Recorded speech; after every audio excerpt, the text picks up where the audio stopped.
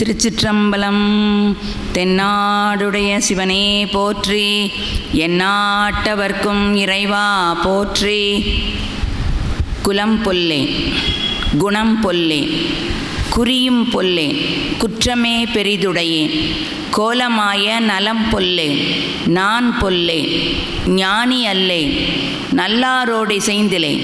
நடுவே நின்ற விலங்கல்லேன், விலங்கல்லாது ஒழிந்தேன் அல்லேன். வெறுப்பனவே மிக பெரிதும் பேசவல்லேன். இளம்பொல்லேன், இறப்பதே ஈயமாட்டேன். என் செய்வான் தோன்றினேன் ஏழையேனே. திருச்சிற்றம்பலம். சிவா சிவா. பெருமானின் திருவருளால் எம்தம் ஞானாசிரிய பெருமக்களின் குருவருளாலும் அடியார் அனைவரின் பாதம் தொட்டு அடியேன் மனம் மொழிமைகளால் வணங்கிக் கொண்டு தூக்கு சீர் திரு தொண்டர் தொகைவிரி வாக்கினால் சொல்ல வல்ல பிரான் எங்கள் பாக்கிய பயனாய் பதி குன்றை வாழ் சேக்கிழானடி சென்னி இருத்துவாம் என்று கூறுமாறு போல அடியேன் முற்பிறப்பில் செய்த தவத்தின் காரணமாக பெருமானின் திருவருளால் இன்று 3வது நாளாக பெரிய புராணத்திலே 2 நாயன்மார்களினுடைய வரலாற்றை உங்களோடு சிந்திப்பதற்கு குருவருளும் திருவருளும் பாலித்திருக்கிறது. இன்றைய நாள் ஒரு அற்புதமான நன்னாள். கூத்தப்பெருமானினுடைய ஆதிரை நாள். நட்சத்திரங்களிலேயே அந்த ஆதிரை என்பது சிவந்த நிற தோற்றத்தை உடையது என்று அறிவியலாளர்கள் கண்டு கொண்டிருக்கிறார்கள். அது மட்டுமல்ல, அந்த நட்சத்திரம் ஆடிக்கொண்டே இருக்கும் என்றெல்லாம் கூறுகிறார்கள். அதை பிரதிபலிப்பது போலத்தான் பெருமான் இங்கே நடனமாடுகின்ற அந்த நிகழ்ச்சி. இந்த திருவாதிரை நாளினுடைய சிறப்பையெல்லாம் நாவுக்கரசர் தன்னுடைய பதிகத்திலே பதிவு செய்கிறார். திருஞான சம்பந்தர் தலங்கள் தோறும் சென்று தரிசித்து விட்டு திருப்பூந்துருத்திக்கு வந்து அங்கே அமர்ந்திருக்கின்ற பொழுது நாவுக்கரசர் திருவாரூரிலே பெருமானை தரிசனம் முடித்துவிட்டு இங்கே வருகிறார். அப்பொழுது ஞானசம்பந்தர் அவரிடத்திலே 2 பேரும் சந்திக்கிறார்கள். சந்தித்த பிறகு ஞானசம்பந்தர் நாவுக்கரசரிடம் கேட்கிறார், திருவாரூரிலே என்ன சிறப்பு, அங்கு பெருமான் எப்படி இருக்கிறார் என்று இவ்வளவுதான் கேட்டார்.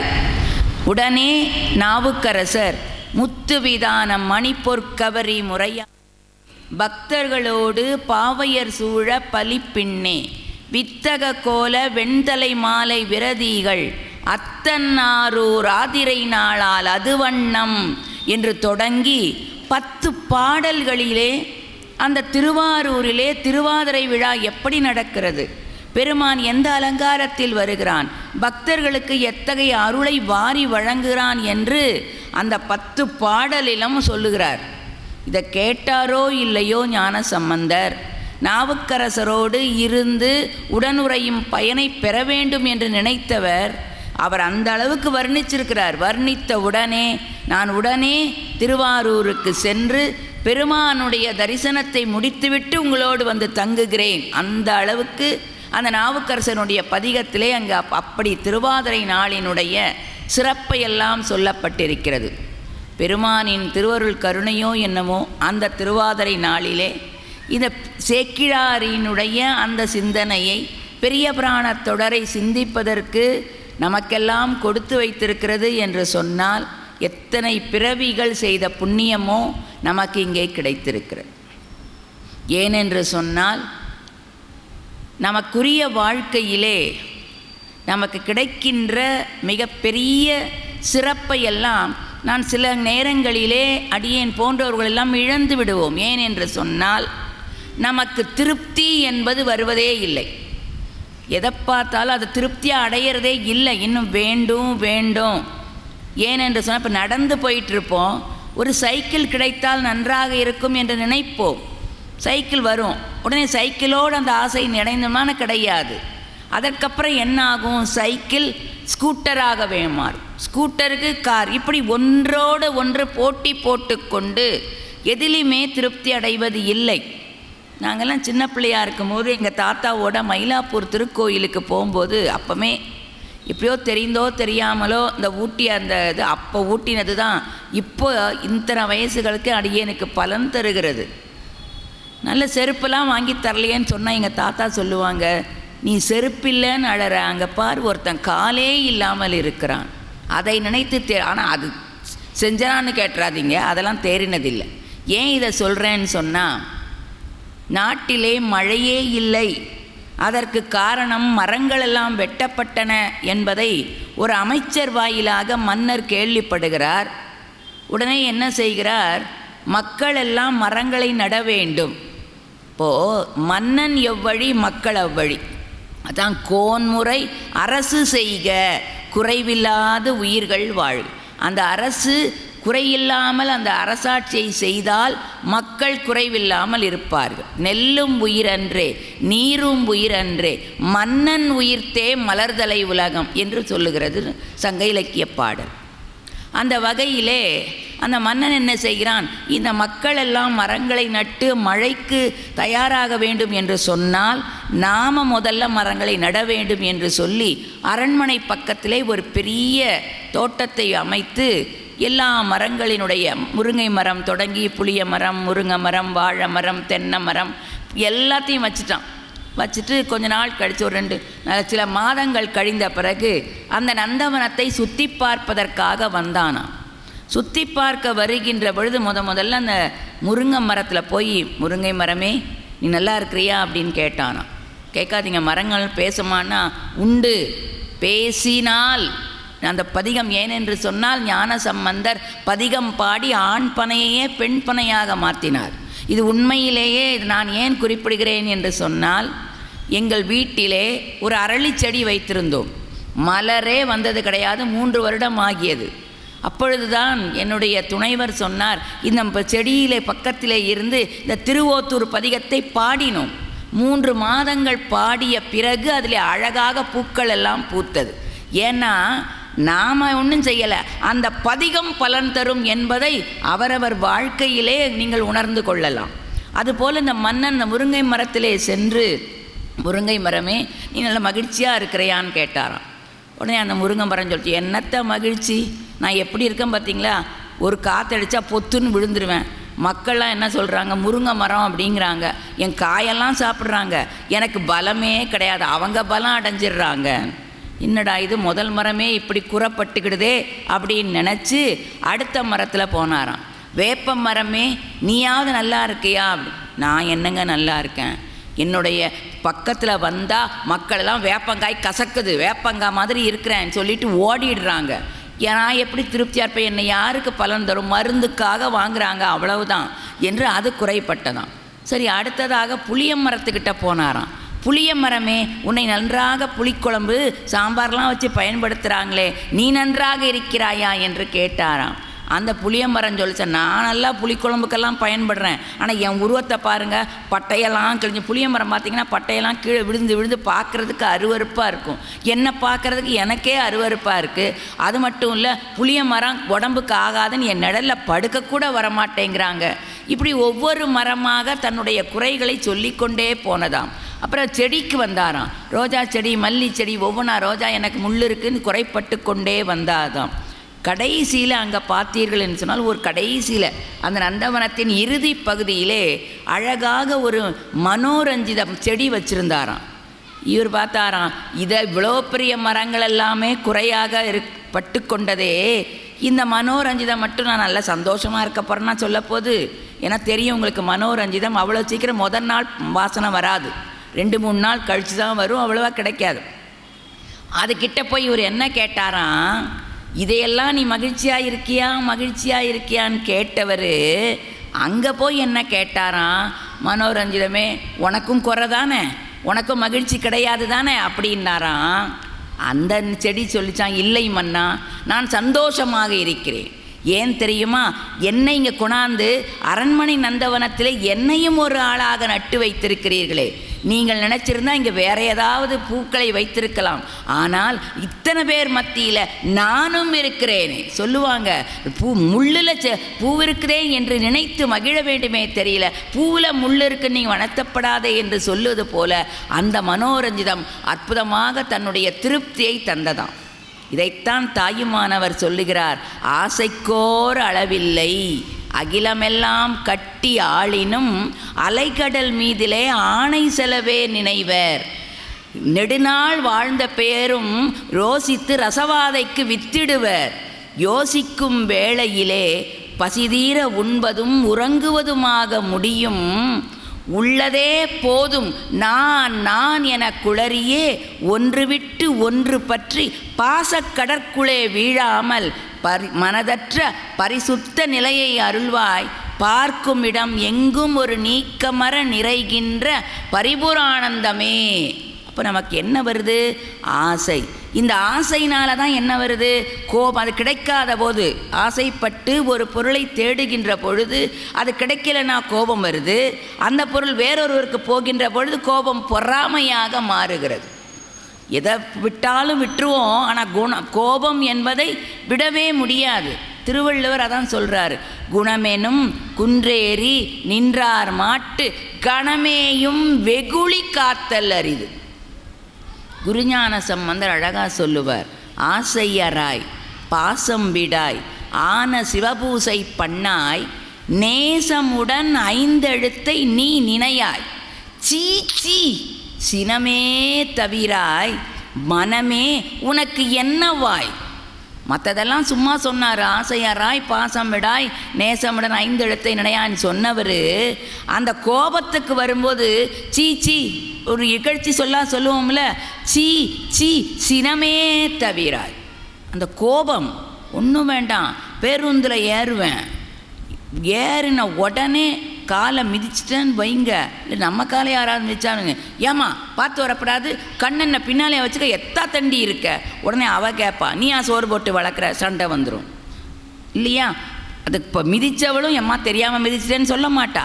மிதிப்பட்ட நாமும் ஏதோ பஸ்ஸில் கூட்டத்தில் மிதிச்சிட்டாங்கன்னு நினைக்கவே மாட்டோம். அப்படி ஒரு கோபம். எதை இழந்தாலும் கோபத்தை இழக்க நம்மளால் முடியாது, சட்டுன்னு வர்றது அந்த கோபம்தான். அப்போ முதல்ல அருளாளர்கள் என்ன சொன்னார்கள்? கோபத்தை கட்டுப்படுத்த சொன்னார்கள்.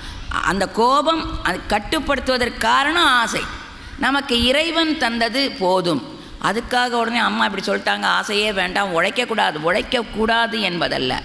நமக்கு தேவையான அளவு, நமக்கு எது வேண்டுமோ அது தருகிறான் என்ற அளவிலே உழைத்து அதன் மூலம் பொருள் ஈட்டி நம்முடைய திருப்தியை வளர்த்து கொண்டோம் என்று சொன்னால் அதன் காரணமாக நமக்கு வெகுளி வராது.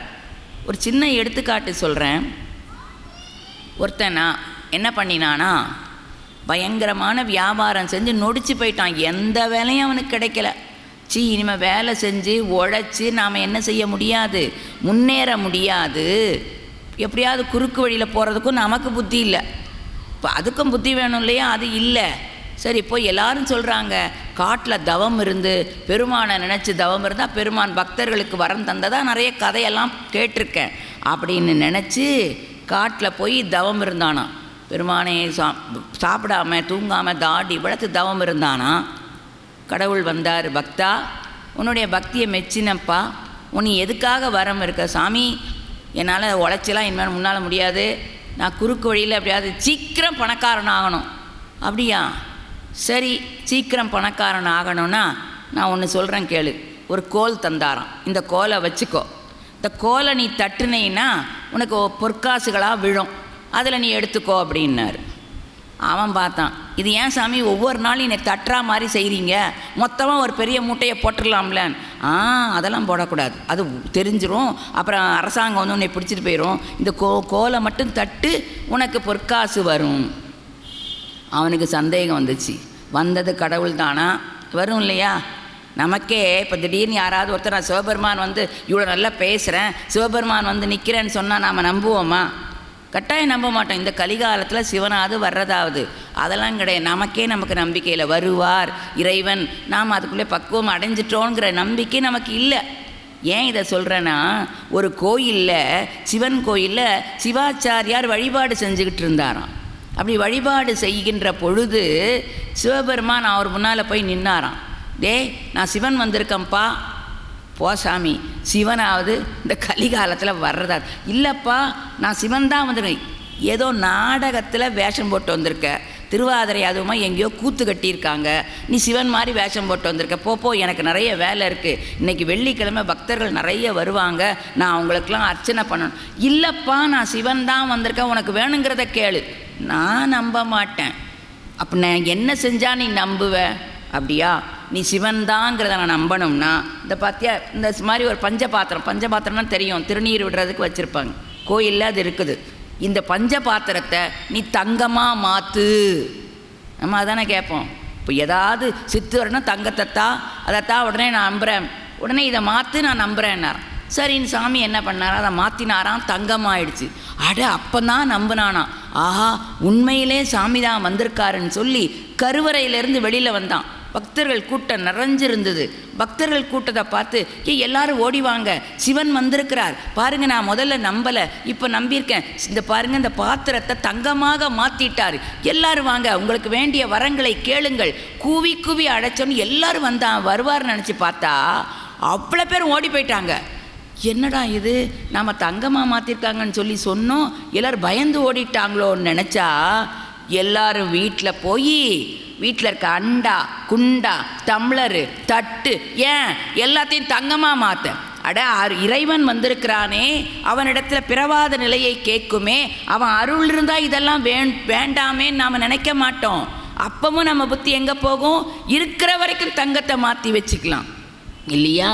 அதுபோல் இவர் என்ன செய்தாரா, அந்த கோலை கொடுத்தோடனே இவனுக்கு சந்தேகம் வந்தது, இது தட்டினா பொற்காசுகள் விழுமா? தட்டி பார்த்துக்கோப்பா, நான் என்ன எலக்ட்ரிக் ஷாப் மாதிரி தான் கொண்டு வர்றேன், நான் பெருமான்ப்பா. ஒரு தடவை தட்டுனானா ஒரு காசு வந்தது. சரி. திருப்பியும் சந்தேகம், இன்னொரு தடவை தட்டிக்கோ, தட்டலாம், உடஞ்சிராத. எப்பா இது நான் என்ன கடையிலையா வாங்கி தர்றேன், இது ஒன்றும் உடையாது, ரிப்பேர்லாம் ஆகாது. ஆனால் ஒரே ஒரு நிபந்தனை. என்ன நிபந்தனை? கோபப்படுவியான்னு கேட்டார். ஆமாம் சாமி, தாட்டு புட்டுன்னு கோவப்படுவேன், சாம்பாரில் உப்பு குறைஞ்சா கூட தட்டை தூக்கி அடிப்பேன். இந்த பார், இனிமே நீ கோபப்பட்டேன்னா இந்த கோல் உனக்கு பயன்படாது. அப்படியா சாமி, நான் கோபமே பட மாட்டேன், ஏன்னா கோல் பயன்படாதில்ல, பொற்காசு வேணும்னா எந்த கோபத்தையும் நான் கட்டுப்படுத்துவேன் சாமி. சரி போ அப்படின்னுட்டாரு. சந்தோஷத்தோடு அந்த கொட்டையை வாங்கிட்டு வெளியில் வந்தான். கொஞ்சம் தூரம் நடந்து வந்தான். அங்கே ஒருத்தர் தாடி வச்சுக்கிட்டு ஒருத்தர் வந்தார். என்னப்பா உன்னை ரொம்ப நாளாக ஊரில் ஆளை காணோம், எங்கே போயிட்ட? ஒன்றுமில்ல, நான் காட்டில் தவம் பண்ண போனேன், எனக்கு சாமி ஒரு கோல் கொடுத்தாரு, அதில் தட்டுனா பொண்ணு வரும் பொற்காசு வரும்னு சொன்னார். எங்கே காட்டு, நீ எடுத்துக்கிடக்கூடாது, நான் எடுக்க மாட்டேன்ப்பா. தட்டுனா இப்போ என்னாச்சு, அங்கே ஏற்கனவே 2 தடவை தட்டினா 2 பொற்காசு ஆச்சா, இப்போ ஒரு தடவை தட்டினா 3 பொற்காசு வச்சுக்கிட்டான். இதை ஒன்றும் சொல்லலையா சாமி, என்ன எப்படி எப்போ தட்டினாலும் காசு வரும்னு சொன்னார், ஆனால் கோவப்படக்கூடாதுன்னு மட்டும் சொன்னார். அப்படியா, உனக்கு ரொம்ப கோபம் வருமே? அப்போ கோபம் வந்ததுப்பா, இப்போ வராது, என்ன அந்த பொற்காசு பயன்களிக்காதல்ல, இப்போ நான் கோவப்பட மாட்டேன். சரி, அவன் கேட்டான், இன்னைக்கு நீ கோவப்படலை, நாளைக்கும் கோவப்பட மாட்டேன், அடுத்த நாளும் கோவப்பட மாட்டேன், அடுத்த வாரமும் கோவப்பட மாட்டேன், அடுத்த மாதம் இப்படி கேட்டுக்கிட்டே இருந்தானா அவனுக்கு பொறுக்க முடியல. கோபம் வராதுன்னு தான் சொல்லுதானே, எத்தனை தடவை கேட்ப? போச்சு. இது வந்தது யார்? அவனை பரிசோதிக்க அவர் தான் வந்தார். ஆனால் திருப்பி கேட்கணே கொடுத்த அந்த வார்த்தையை மறந்து விட்டான். அந்த கோபத்தினால் அந்த கட்டை பயன்படாது போனது என்பது. அதனால தான் குருஞான சம்பந்தர் சொல்கிறார், சீ சினமே தவிராய். அந்த கோபத்தை நீ முதல்ல விட்டால் ஆசை இழந்து விடும். ஆசை அறாய், பாசம் விடாய், ஆன சிவபூசை பண்ணாய், நேசமுடன் 5 எழுத்தை நீ நினையாய், திருமுறைகள் ஓதாய், மனமே உனக்கென்னவாய் என்று கேட்டார் என்ற அளவிலே நேற்றைய தினம் சேக்கிழாரினுடைய பெரிய புராணத்திலே தில்லைவாழ் அந்தணர்தம் அடியார்க்கும் அடியேன், திருநீல கண்டத்து குயவனாருக்கு அடியேன், இல்லையே எண்ணாத இயற்பகைக்கும் அடியேன், இளையாந்தன் குடிமாறன் அடியார்க்கும் அடியேன், வெல்லுமா மிகவல்ல மெய்ப்பொருளுக்கு அடியேன், விரிபொழில் சூழ் குன்றையார் விரல் மிண்டற்கு அடியேன் அல்லி மென் முல்லையம்தார் அமர்நீதிக்கு அடியேன் ஆரூரன் ஆரூரில் அம்மானுக்காளே. அந்த பதிகத்தில் குறிப்பிட்டபடி திருநீலகண்ட நாயனாரினுடைய அந்த வரலாற்றை சேக்கிழாரின் முறையிலே சிந்தித்தோம். இன்றைக்கு இல்லையே எண்ணாத இயற்பகை இளையாந்தன் குடிமாறன் இந்த இருவரினுடைய வரலாற்றை பெருமானின் திருவருளோடும் குருவருளோடும் உங்களோடு சிந்திப்பதற்கு குருவருள் பாலித்திருக்கிறது. அந்த பேர் பாருங்க, இல்லையே எண்ணாத இயற்பகை. சுந்தரமூர்த்தி சுவாமிகள் அடியாரை குறிப்பிடுகின்ற பொழுதே அந்த அவருடைய குணத்தையும் அங்கேயே குறிப்பிட்டு விடுவார். இயல்பகை, அந்த பேரை பாருங்க, இயல்னா ஒத்து போகிறது, இன்னொன்றுனா பகை முரண்பட்ட. அது என்ன ரெண்டு பேர்? இப்போது என்னை பார்த்து நீங்கள் நல்லவங்களா கெட்டவங்களான்னா ஒன்று நல்லவங்கன்னு சொல்லணும், கெட்டவங்களன்னு சொல்லணும். நல்லவங்களும் தான் கெட்டவங்களும் தான் அப்படின்னு சொன்னால் என்ன அர்த்தம்? அதுபோல் அங்கே இயல் பகையார் ரெண்டை சொல்கிறாரு. அது என்ன அப்படின்னா, உலகியலுக்கு அவர் பகையாக இருக்கிறார், அருளியலுக்கு அவர் பகை இல்லை. அவருடைய வரலாற்றில் வரும். உலகியல் நடப்புகளுக்கு அவர் உலகியல் கண்ணோட்டத்தோடு அவர் செய்ததை கண்டால் அது பகையாக இருப்பது போல் தோன்றும். ஆனால் அருளியல் கண்ணோட்டத்தோடு பார்த்தால் அவர் பகையாக இருப்பது அல்ல. கங்கையை விட அதிகம் புகழ் வாய்ந்தது காவிரி ஆறு என்று சேக்கிழார் குறிப்பிடுகிறார். ஏன்னா இந்த காவிரி ஓடுகின்ற அந்த கரைகள் எல்லாம் பார்த்தீங்கன்னா அத்தனை சிவத்தலங்கள். அப்படி காவிரி ஆறு ஓடுகின்ற அந்த செய்தி நன்னாட்டிலே அந்த இயற்பகையார் அவதரிக்கிறார். அவரை குறிப்பிடுகின்ற பொழுது சேக்கிழார் என்ன சொல்கிறார் தெரியுமா? அளவில் செல்வம் அமைந்தார் செக்கர் வெண்பிறை சடையார் அடிமை திறத்து உள்ளார் மறைச்சீர் அடியார் அடியார் யாவரே ஆயினும் அவர் வேண்டுவன எல்லாம் கொடுக்கும் இயல்புடையார். அவர் எப்படி இருந்தாராம்? ரொம்ப ரொம்ப செல்வம் உடையவர். இந்த செல்வம் அளவில் செல்வம். இந்த செல்வம் எதை காட்ட வேண்டும் என்று சொன்னால், செல்வன் கடலேத்தும் செல்வமே. உலகிலே நமக்கு நிறைய செல்வம் போன பிறவியிலே செய்த வினையின் காரணமாக இந்த பிறவியிலே செல்வம் நமக்கு கிடைத்திருக்கிறது என்று சொன்னால் இது செல்வமல்ல. இந்த செல்வத்தை கொண்டு இறைவன் திருவடியை சார வேண்டும். அதுதான் முக்தி செல்வம். அதான் செல்வன் கடல் ஏத்தும் செல்வம் செல்வமே என்று குறிப்பிடுகிறார். அப்படி அந்த செல்வம் இருந்தாலும் கூட இறைவனுடைய அடிமையாக இருக்கிறார். ஏனென்று சொன்னால் மணிவாசகர் சொல்லுவார், செல்வம் என்னும் அல்லலில் பிழைத்தும். செல்வம் என்கின்ற துன்பத்திலே இருந்து கல்வி என்னும் பல்கடல் பிழைத்தும் செல்வம் என்னும் அல்லலில் பிழைத்தும். செல்வத்தினால எங்கேயாவது துன்பம் வருமா? யோசிச்சு பாருங்க. நிறைய பணம் இருக்குது, துன்பமாக நல்ல கார் வாங்கலாம், பங்களாம் வரலாம். அது எப்படி மணிவாசகர் சொன்னார் அப்படின்னு சொன்னால், உண்மையிலேயே செல்வத்தினால நமக்கு துன்பங்கள். ஒரு அளவுக்கு மேலே செல்வம் சேர்ந்துடுச்சின்னு வைங்க, துன்பந்தான். ஒரு எடுத்துக்காட்டு சொல்கிறேன். ஒரு ஊரிலே அண்ணனும் தம்பியும் போய் அடுத்த ஊருக்கு போய் சாமான் வாங்கிறதுக்காக பையை எடுத்துக்கிட்டு இப்படி வர்றாங்க. எதிர்த்தால தாடி வச்சு ஒரு சாமியார் மாதிரி ஒருத்தர் அழுதுகிட்டே வர்றாரு. என்னடா நம்ம முதல்ல சாமான் வாங்க போகிறோம் பொங்கலுக்கு, இந்த ஏத்தால் அழுதுகிட்டே வராரேன்னு. என்ன சாமி ஏன் அழறீங்க? இல்லை, அந்த மரத்தடியில் யமன் உட்கார்ந்துருக்கான். என்னது, யமன் உட்கார்ந்துருக்கானா? நீங்கள் எப்படிங்க என்னங்க சொல்கிறீங்க? யமன் எங்கேயாவது நம்ம கண்ணுக்கு? ஆமாம், நான் பார்த்தேன். இன்னைக்கு எத்தனை உயிரை அவன் பழிவாங்க போகிறானோ தெரியவில்லையே, எத்தனை உயிர் சாக போகிறதோ தெரியவில்லையேன்னு அழுதுகிட்டே வந்தார். என்ன, இந்த ஆளுக்கு கிறுக்கு பிடிச்சிருச்சு போல. யமன் வந்திருக்கான், யமனை பார்த்தேன்னு சொல்கிறானே, வாடா தம்பி நம்ம போய் பார்க்க. அவர் அழுதுகிட்டே போயிட்டார். எத்தனை உயிர் சாக போதோ தெரியலையே நினச்சி போனார். வந்து பார்த்தா அங்கே ஒரு மரத்தடியில் ஒரு புதையல். அந்த புதையலில் அந்த பானை நிறைய பொற்காசுகள் இருந்தது. இவங்க அண்ணனும் தம்பி என்ன நினச்சா, அடப்பாவி இவர் சரியான முட்டாளாக இருக்காரு, பொற்காசு இருக்குது, இதை எடுத்துகிட்டு போய் வீட்டில் வச்சுக்கிடாம இதை போய் யமன் சொல்லிட்டாரே. அடே தம்பி, நல்ல வேளை அவர் நம்மளை நல்லா கவனிக்கல, நாம் 2 பேரும் இதை எடுத்துக்கிட்டு போயிடுவோம் அப்படின்னு அவர் சொன்னார். அப்போ அவன் சொன்னான், அண்ணே நம்ம இதை கொட்டி போகிறதுக்கு பை கொண்டாடல, ஏன்னா நம்ம மளிகை சாமான் வாங்குறது அங்கேயே பை வாங்கிக்கலாம்னு நினச்சிட்டு நாம் வந்திருக்கோம். ஆனால் நான் பை கொண்டு வரலையே, என்ன செய்கிறது? தம்பி, ஒன்றும் செய்ய வேண்டாம், நான் இந்த பொற்காசை பார்த்துக்கிட்டு இருக்கிறேன், நீ போய் ஒரு பை வாங்கிட்டு வா, ஒரு கோணி பை மாதிரி ஒரு சாக்கு பை வாங்கிட்டு வா, பிக் ஷாப்பர்.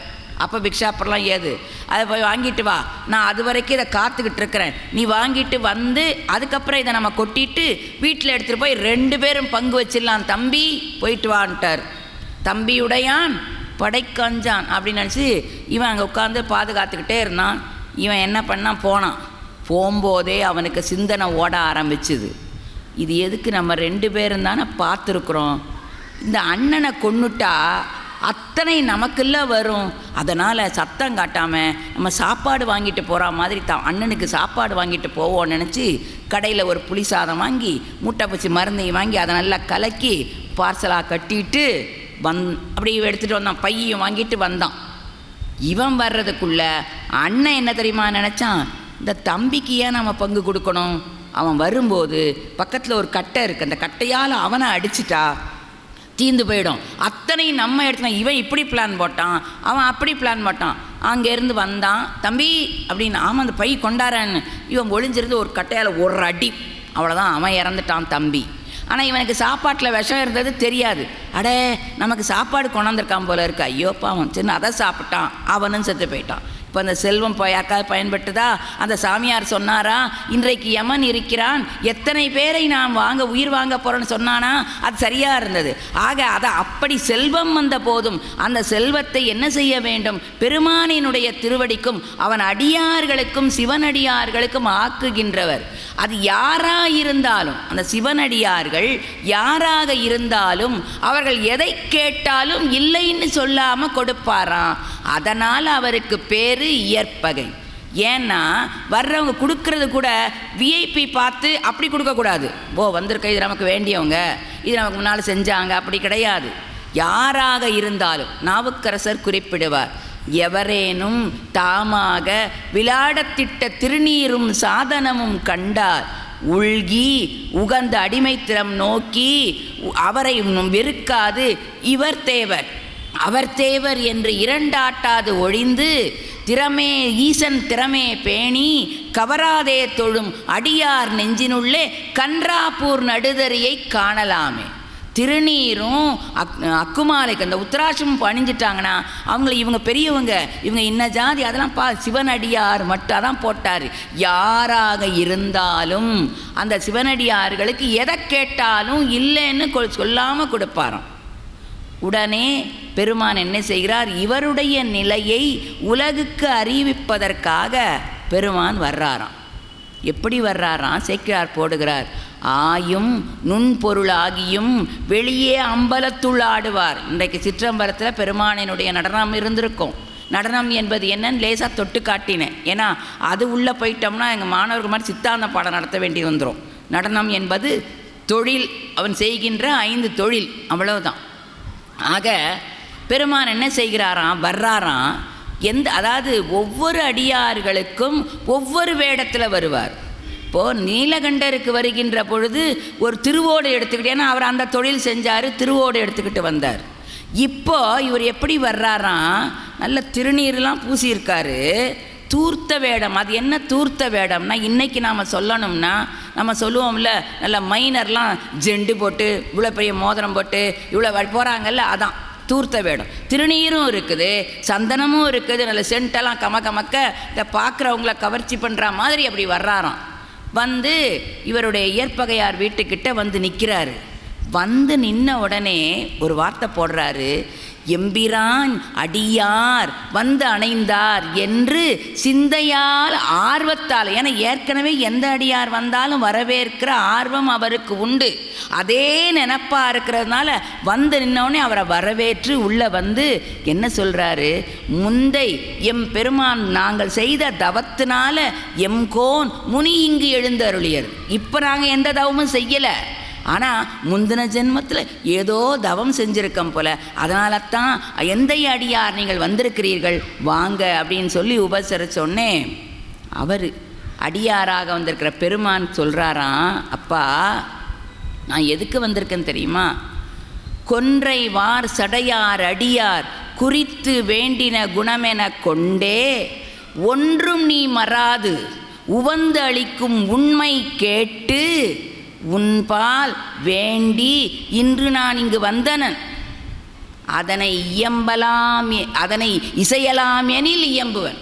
வேற ஒன்றும் இல்லைப்பா, நீ கொன்றை மாலை அணிந்த சிவபெருமானுடைய அடியார் யார் வந்து எது கேட்டாலும் அதுதான் உன்னுடைய குணமாக கொண்டு வாழ்கிறேன்னு ஊரில் எல்லாரும் சொன்னாங்க. அதை கேட்டு உன்கிட்ட ஒரு பொருளை கேட்டு வந்திருக்கேன். நீ அதுக்கு தர்றேன்னு ஒப்புதல் என்ன பொருள்னே சொல்லலை. ஒரு பொருளை கேட்டு வந்திருக்கேன், அதை நான் தர்றேன்னு நீ சம்மதம் கொடுத்தா அது என்ன பொருள்னு சொல்கிறேன். எப்படி சொல்கிறார் பாருங்க. யார் உண்மை கேட்டு நீ அடியவர்களுக்கு எல்லாவற்றையும் கொடுக்கிறாய் என்ற உண்மை கேட்டு. எப்படி பெருமானினுடைய இயல்பு என்ன தெரியுமா? அடியார்களாகிய நாமெல்லாம் பெருமானினுடைய புகழை இப்படி பாருங்கள். இந்த இன்றைக்கு லண்டன் மாநகரத்தில் இருக்கின்றவர் அவருடைய அன்னையாரின் நினைவாக இப்படி ஒரு சொற்பொழிவு வச்சிருக்கிறாரு. அதன் மூலம் வச்சதுனால தான் நான் பெரிய புராணத்தை படித்து இறைவனுடைய புகழையெல்லாம் கேட்டு ஏதோ எனக்கு தெரிந்து சொல்ல, ஓ இப்படி ஒன்று இருக்குதா, நாம் இறைவனை வணங்குகிறோம் இல்லையா? பெருமானினுடைய புகழை கேட்டு பெருமான் அடியார்களுக்கு அருள் செய்த திறங்களை எல்லாம் கேட்டு அந்த பெருமானை நாம் வழிபட்டு பெருமான் திருவருளை நாம் அடைகிறோம். இல்லைன்னா தெரியுமா? தெரியாது. ஏன்னா உயிரினுடைய இயல்பு உணர்த்த தான் யார் மூலமாவது அறிவிக்கணும், புத்தகங்களோ ஆசிரியர்களோ முன்னோர்களோ. இதை ஏன் சொல்கிறேன்னா, நம்பி சுந்தரமூர்த்தி சுவாமிகள் குறிப்பிடுகிறார். அந்த நாளன் உன் அடைக்கலம் புகுத அவனை காப்பது காரணமாக வந்த காலந்தன் ஆருயிர் அதனை வவ்வினாய்க்கு உந்தன் வன்மை கண்டு அடியேன் எந்தை நீ என்னை நமந்தமர் நலியில் இவன் மற்ற என் அடியான் என விளக்கும் சிந்தையால் வந்து உன் திருவடி அடைந்தேன் செழும்பொழில் திருப்புன் கூருளானே. என்ன சொல்கிறாரு? அப்பா, நான் எப்படி எதுக்காக உன்னை வந்து வணங்குறேன் தெரியுமா? அந்த நாளன் யார்? மார்க்கண்டேயருடைய வரலாறு உங்களுக்கு தெரியும். அந்த மார்க்கண்டேயர் பிறக்கின்ற பொழுதே 16 அந்த தந்தைக்கு நீண்ட நாட்களாக மகப்பேறு இல்லை. அப்போ பெருமான் என்ன செய்கிறார்? இந்த பிறவியிலே உங்களுக்கு குழந்தை இல்லை, இருந்தாலும் என்னை நோக்கி நீங்கள் தவம் இருந்த காரணத்தால் உங்களுக்கு குழந்தை தருகிறேன். ஆனால் எப்படிப்பட்ட குழந்தை வேண்டும் என்பதை நீங்களே அதை வரத்தை கேட்டுக்கொள்ளுங்கள். 2 வரம். ஒன்று, உங்களுடைய குழந்தை அறிவிலியாக எதுவுமே இல்லாமல் நீண்ட வருஷம் 60 வருஷம் 70 வருஷம் வாழும். இல்லையா, நல்ல சிவபக்தனாக உலகெல்லாம் போற்றுகின்ற குழந்தையாக இருக்கும், ஆனால் 16 வயசு தான் இருக்கும். இதில் 2ல் என்ன வேணும் கேட்கும்போது அந்த பெற்றோர்கள் முடிவு செய்கிறார்கள். அறிவில்லாத எதுக்கும் உதவாத கவைக்கு உதவா இல்லையா, ஒரு ஆலமரம் சிதலையால் தினப்பட்ட ஆலமரத்தை அந்த மற்றதன் விழுது தாங்குவது போல குழந்தைகள் நம்மை தாங்க வேண்டும், அறிவுள்ள குழந்தைகளாக இருக்க வேண்டும். அப்படி 16 வயது இருந்தாலும் அந்த குழந்தை போதும் என்று கேட்கும்போது வரம் கேட்டு விடுகிறார்கள். ஆனால் அந்த குழந்தை பிறந்து ஒவ்வொரு ஆண்டும் கழிகின்ற பொழுது இவர்களுக்கு ஐயோ நம் குழந்தை 16 வயசு தானே இருக்க போது, கேட்கும்போது நல்லதாக கேட்டிருப்போம். தன்னுடைய குழந்தை தன் கண் முன்னாலே, ஏன்னா சோகத்திலேயே மிக மிக கொடுமையான சோகம் புத்திர சோகம். பெற்றோர் கண் முன்னாலே குழந்தைகள் இறப்பது என்பது தாங்கவே முடியாது, அப்படிப்பட்ட புத்திர சோகம். அதனால்தான் தசரதன் ராமன் காட்டுக்கு போகிறான்னு சொன்ன உடனே கேட்டதை உயிரை விட்டுடுறார். புத்திர சோகம் தாங்க முடியாது.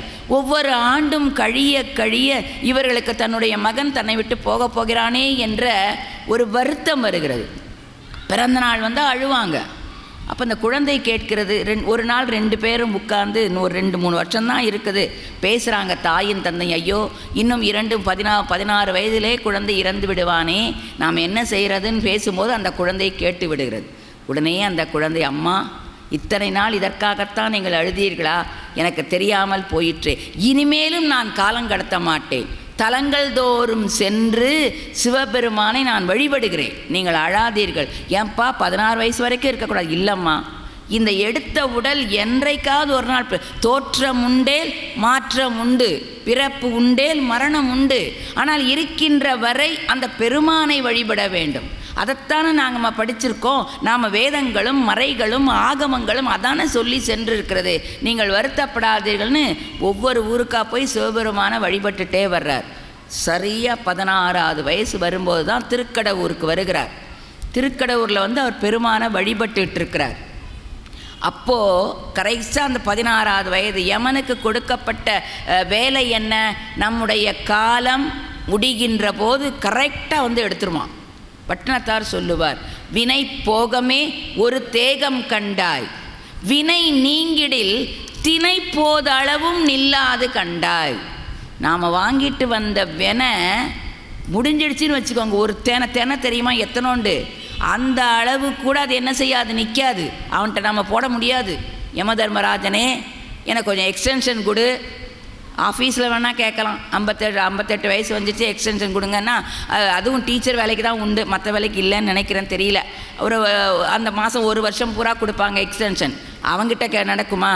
கரெக்டாக வந்துடுவான் யமதர்ம. அவன் பேரே தர்மராஜன். அவனுடைய வேலையே என்ன, குறிப்பிட்ட காலத்தில் குறிப்பிட்ட நேரத்தில் நம்முடைய வினை எப்போ முடியுதோ அது வரைக்கும் அதுதாங்க காக்க. அந்த வினை இருக்கின்ற வரை இந்த உடலிலே உயிரை நீங்கள் என்ன செஞ்சாலும் அது போகாது, அப்படியே இருக்கும்.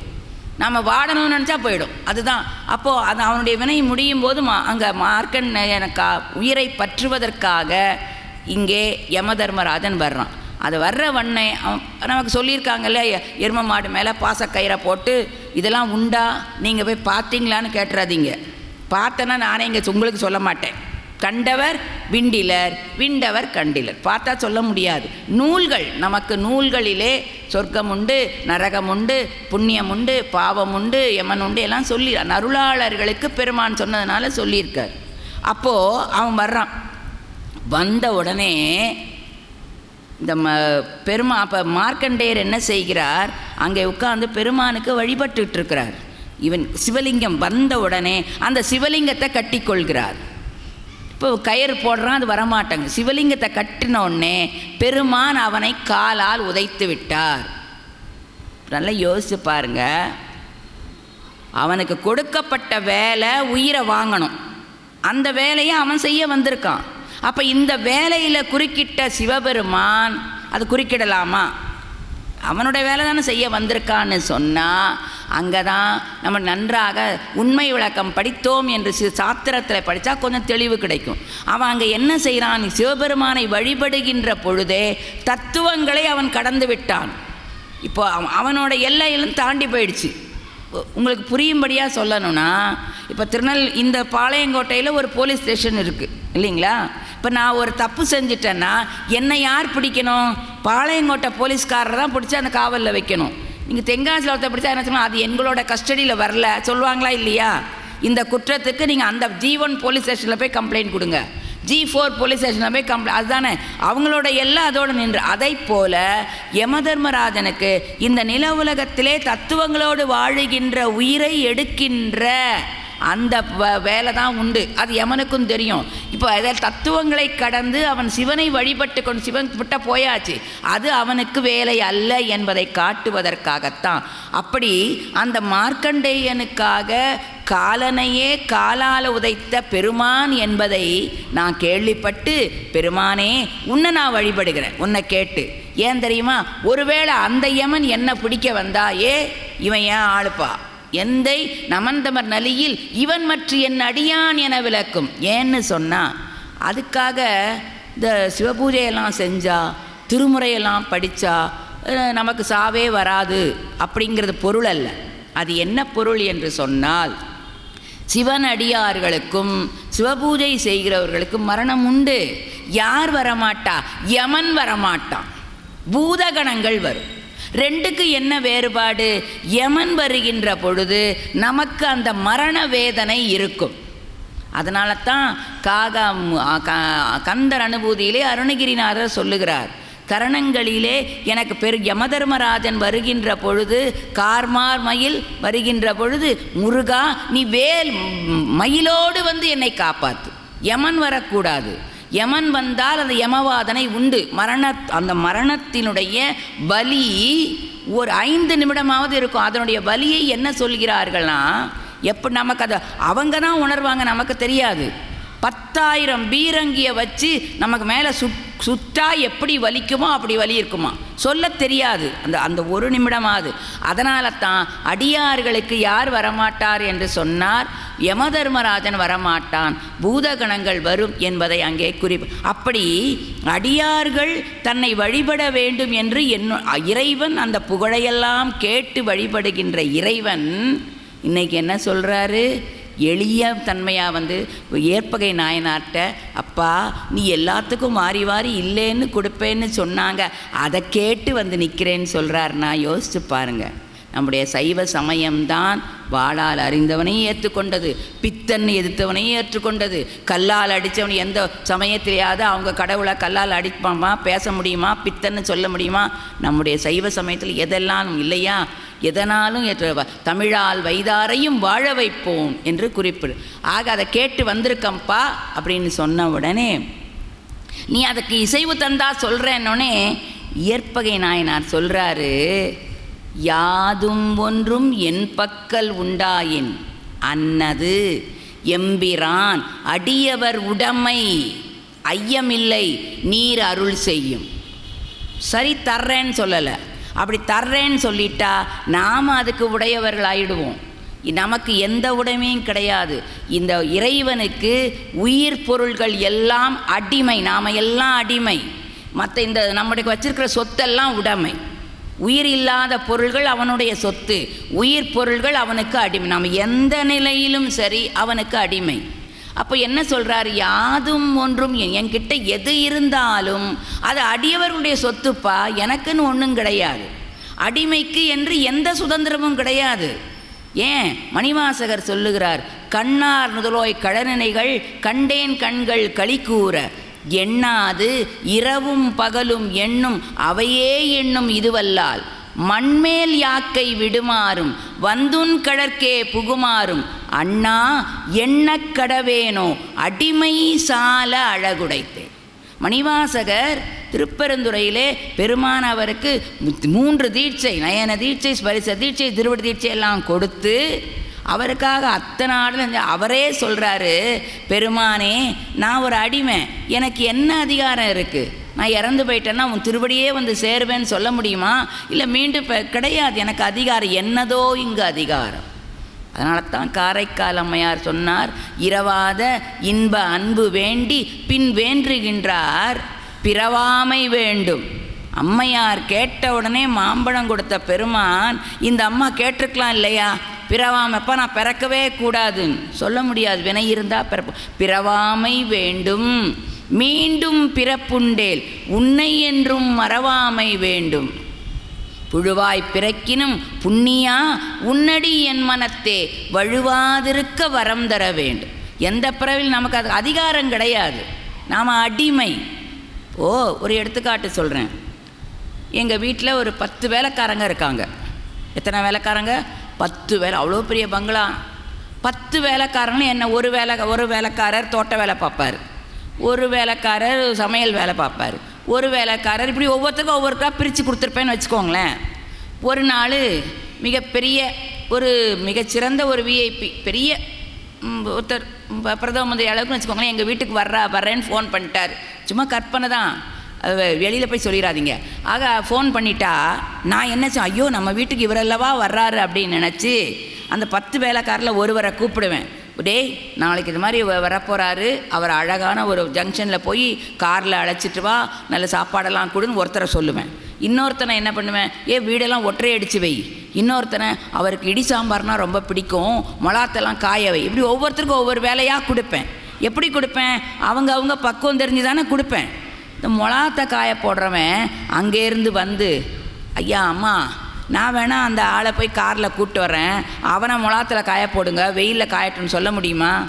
ஒரு முதலாளியாக இருக்கிற நாம ஏண்டா என்ன திமிரு, உனக்கு இந்த வேலை தாண்டா லாய்க்கு, அவருக்கு அந்த வேலை லாய்க்கு. அப்போ அந்த அடிமைக்கு என்ன கிடையாது, வேலை செய்கிற முதலாளிட்டு நான் மேனேஜர் வேலை பார்க்குறேன், எனக்கு பியூன் வேலை தாங்கன்னு சொல்ல முடியாது. பியூன் வேலைனா பியூன், நீ அங்கே எம்ஏ படித்தாலும் சரி பியூன் தான், என்னதோ இங்கே. அதை போலத்தான் இங்கே என்ன சொல்கிறார், யாதும் ஒன்றும் என் பக்கல் உண்டாயின் அது எம்பிரான் அடியவர் உடைமை.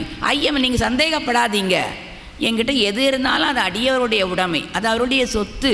அப்போ நாம் எல்லாம் என்னவா வாங்கிட்டு வந்திருக்கிறோம்? பெருமானிடத்தில் இருந்து. அதான் ஒற்றியூர், திருவொற்றியூருக்கு ஏன் பேருனா நமக்கு ஒற்றியாக இந்த கொடுத்துருக்குறான் இந்த உயிரை உடலை. ஒற்றினா அடமானம். எப்போ அவன் கேட்குறானோ போயிடணும்.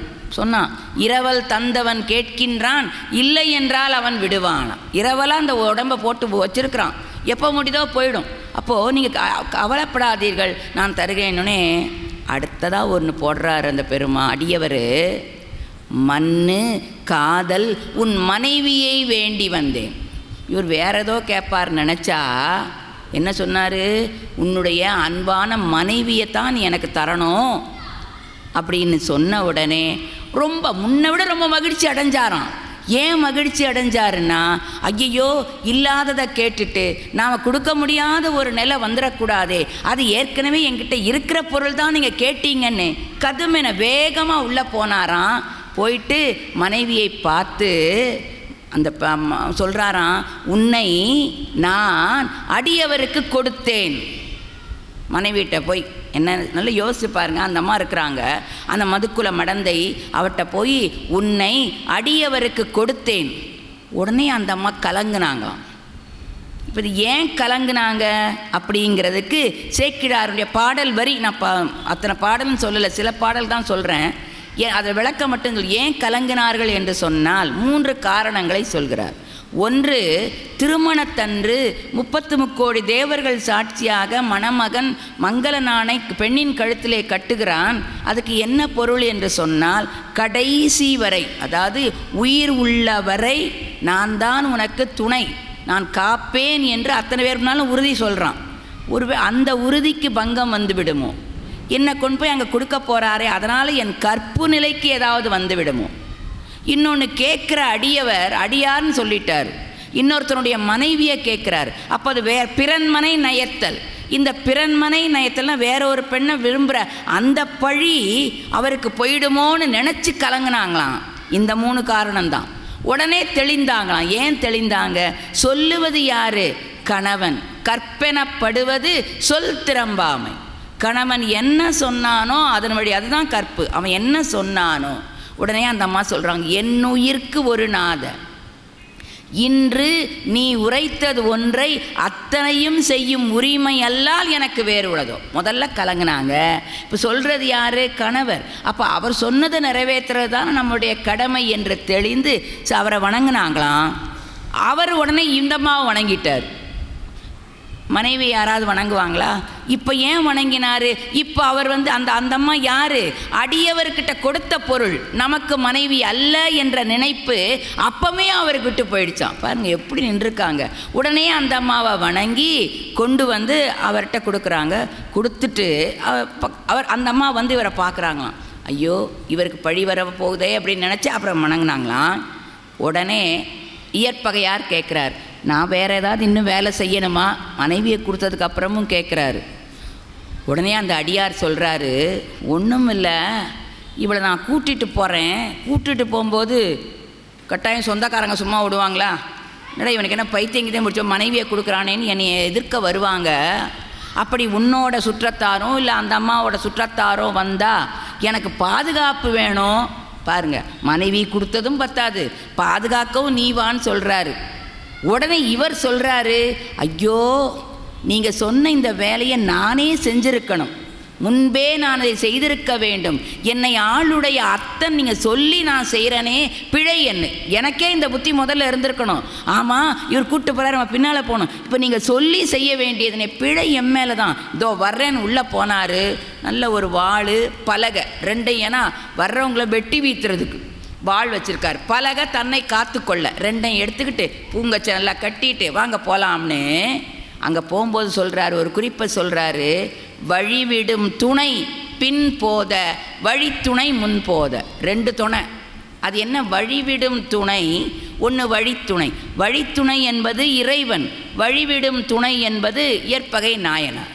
இந்த உலகத்திலே நமக்கு கணவனாக வருகின்ற அந்த துணைவர்கள் எதுவரைக்கும் துணையாக இருப்பாங்க? தன்னுடைய இறுதி காலம் வரை. ஆனால் ஆண்டாண்டு காலம் பிறவிதோறும் இந்த உயிருக்கு துணையாக இருப்பவன் யாருன்னா இறைவன் தான். வான நாடனே வழித்துணை மருந்தே. வழித்துணை மருந்து. ஒவ்வொரு பிறவியிலும் நமக்கு துணையாக இருப்பவன் வழித்துணை. இப்போ இருக்கிறவர் வழிவிடும் துணை என்பதை அந்த ஒரு வரியில் குறிப்பிடுறார். கூட்டிகிட்டு இவர் போகிறாரு. இந்த செய்தி கேட்டாங்களோ இல்லையோ மக்கள்லாம் திரண்டு வந்துட்டாங்க. ஏடா இயற்பகை, உனக்கு என்ன பைத்தியம் பிடிச்சிட்டா?